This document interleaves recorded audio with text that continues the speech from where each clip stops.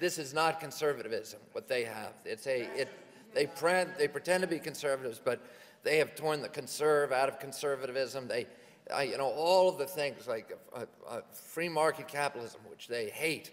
They want corporate crony capitalism, and they want capitalism for the poor and socialism for the rich, and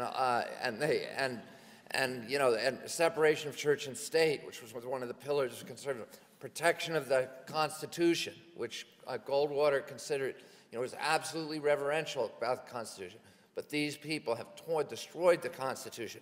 We are now torturing people in this country. We are wiretapping our citizens. We've suspended the 820-year-old right of habeas corpus. We've suspended our protections against search and seizure. And it's the biggest bunch of baloney when they say to us, oh, well, we live in dangerous times.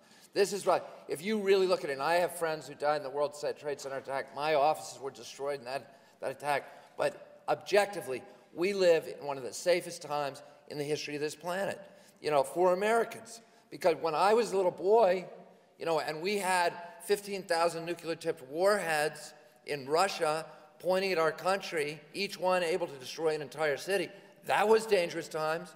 But we didn't wiretap our citizens. We didn't torture people then. We didn't suspend habeas corpus. We didn't try to send people to Guantanamo or do extraordinary renditions to torture people in Syria. During the Civil War, we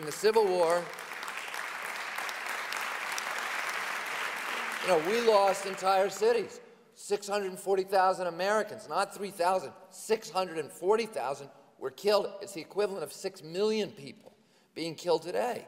And Abraham Lincoln said, when they talked about torturing Southerners or mistreating them, he drafted a document for how we treat prisoners, and it later became the Geneva Convention, because he said, we are not going to do that as Americans.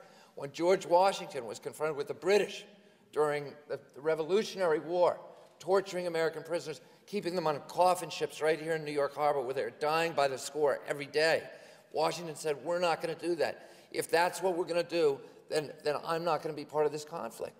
And he passed orders treating prisoners so well that when he captured Trenton, New Jersey, the barracks at Trenton, the Hessians were so astounded by the good treatment that they had received from the Americans that they walked all the way from New Jersey to Western Pennsylvania with no guards.